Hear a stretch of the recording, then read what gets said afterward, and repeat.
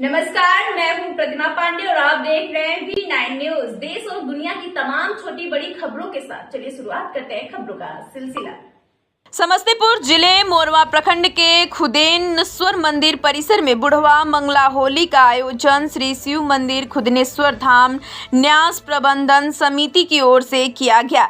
इसमें 50 से अधिक उम्र के बुजुर्गों की टोली ने जमकर रंग गुलाल खेली। इस अवसर पर पुआ पकवान एवं ठंडाई का प्रसाद लोगों के बीच वितरण किया गया।